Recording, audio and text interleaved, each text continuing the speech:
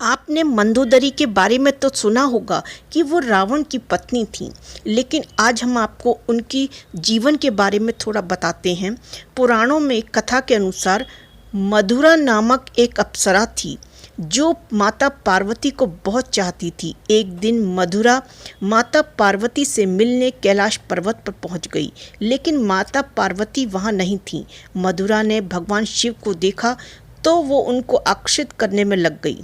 उसने पूजा शुरू की। कुछ समय बाद जब माता पार्वती वहां पहुंची तो देखकर बहुत गुस्सा हो गई।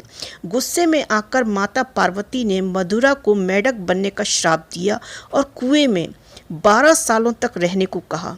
भगवान शिव ने पार्वती से प्रार्थना की। काफ़ी प्रार्थना करने के बाद माता पार्वती मान गई और 1 साल तक कुएं में रहने को कहा।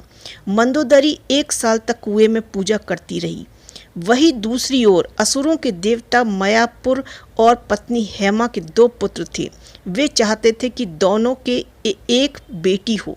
बेटी के लिए दोनों कई सालों तक कठोर तपस्या कर रहे थे। इसी दौरान 1 साल बाद मधुरा कुएं में असली रूप में आ गई और मदद के लिए पुकारने लगी। मधुरा की आवाज़ सुनकर मयासुर ने पूजा समाप्त की और मधुरा को गोद में उठाया। मयासुर ने इस लड़की का नाम मंदोदरी रखा। कुछ सालों बाद रावण एक बार मयासुर से मिलने गया। रावण ने मयासुर की बेटी मंदोदरी को देखा तो वो मंत्रमुग्ध हो गया। रावण ने मयासुर से कहा कि उसे मंदोदरी पसंद है और वह मंदोदरी के साथ विवाह करना चाहता है। मयासुर ने मना कर दिया तो रावण ने जबरन विवाह कर लिया। विवाह के बाद दोनों के 3 पुत्र हुए। मंदोदरी को पता था कि रावण बहुत अहंकारी है और वो जिस मार्ग पर चल रहा है उसका विनाश निश्चित है। मंदोदरी ने रावण को भगवान राम की पत्नी माता सीता को वापस भेजने को कहा, लेकिन रावण ने मना कर दिया।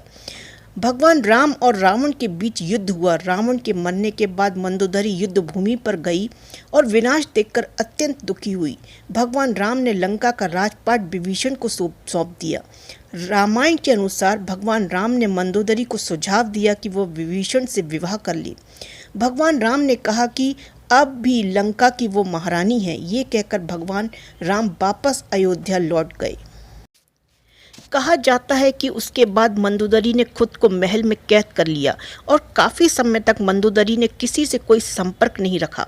काफ़ी लंबे समय के बाद वह पुनः अपने महल से निकली और विभीषण से शादी करने को तैयार हुई।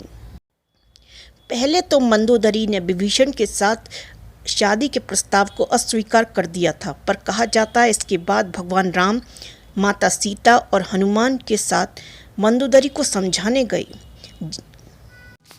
तब ज्योतिष की प्रकांड विद्वान मंदोदरी को महसूस हुआ कि धार्मिक और तार्किक तौर पर, नैतिक तौर पर सही देवर विभीषण से विवाह करना गलत नहीं होगा।